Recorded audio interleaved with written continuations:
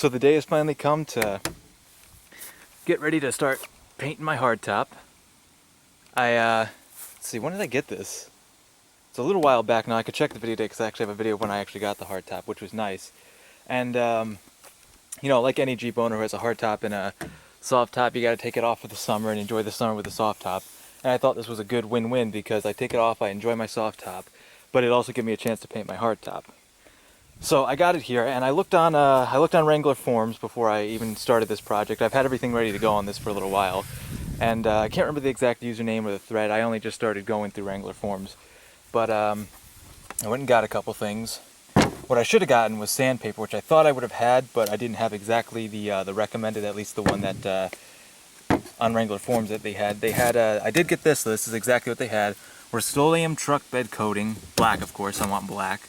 You know, it's funny because the thing is about this is on Wrangler forums, the guy there was painting a stock hardtop, which is a little bit different just in the regards that mine is an aftermarket best top, and it has these little, I mean the stock hardtops have these too, but mine sort of like comes off here. So I think what I'm gonna do is, I mean this is just like plexiglass or something. It might be, I know the whole thing's like fiberglass, but this right here, it's just kind of smooth, and I don't care if this really gets painted here.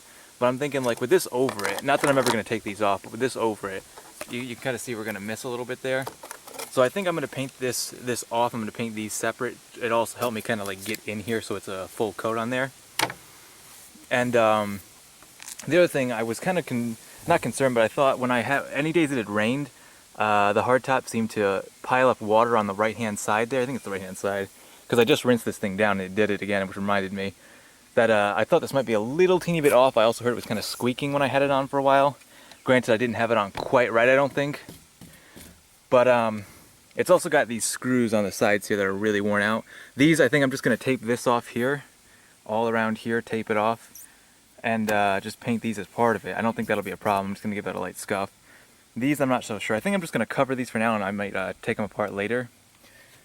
Because I think that just goes to the piston there that raise it up and down.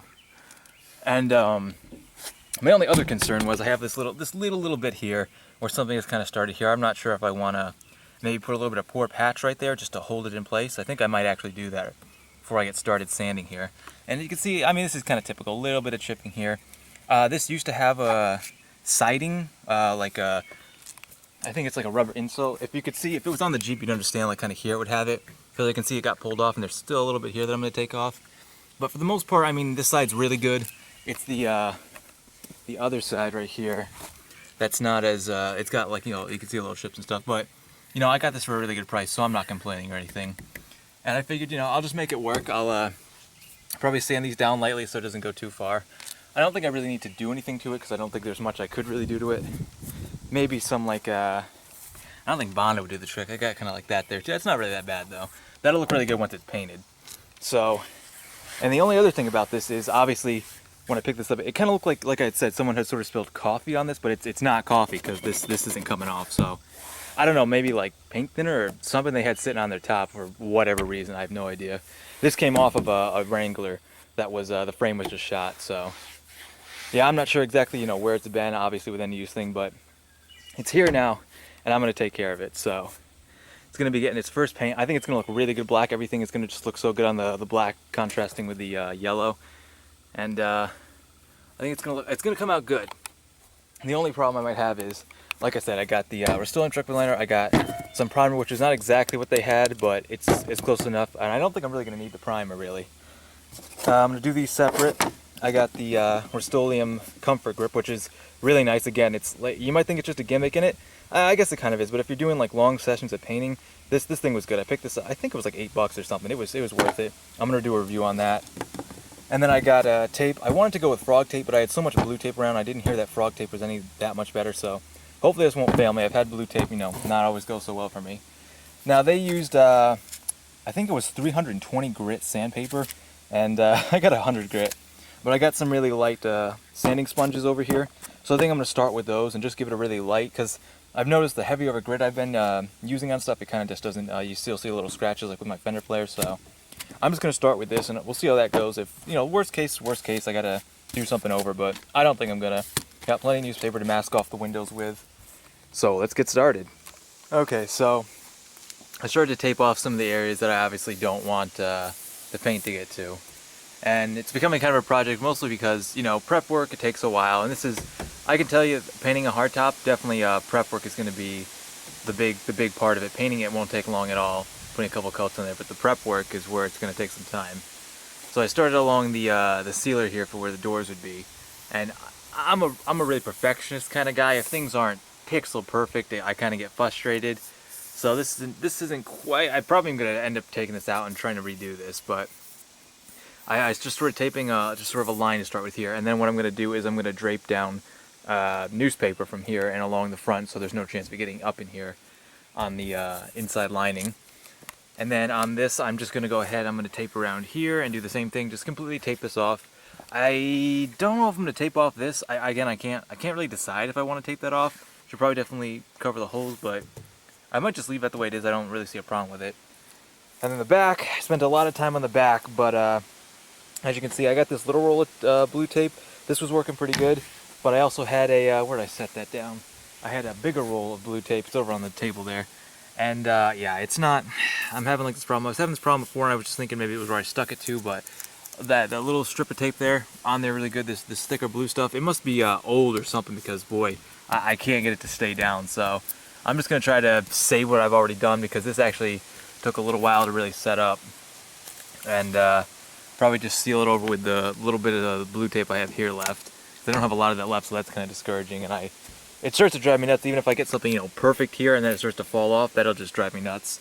And I also decided I was going to not do the bottom here, but I thought that would look really weird since they're the same color here, and it would be like kind of a grayed out and then a black. So I'm trying to tape it off along here, and then again, I'm just going to do the whole part there with newspaper. So yeah, definitely I recommend getting good tape. Like I said, some people use frog tape. I never tried that. I kind of wish I had, because this blue tape, whether it's old or whether it's just not sticking for some reason, you know, it's not really working out. But like I said, I'm going to do the back there. I'm going to do the same thing to this side, then I'm going to do the other side. And once all that prep work is done, I can finally start sanding. So I got one side pretty much completely taped off. It was kind of a pain because, again, the tape I got, it must be old or something. And it's sort of peeling in some places. I can't quite get it to stay down.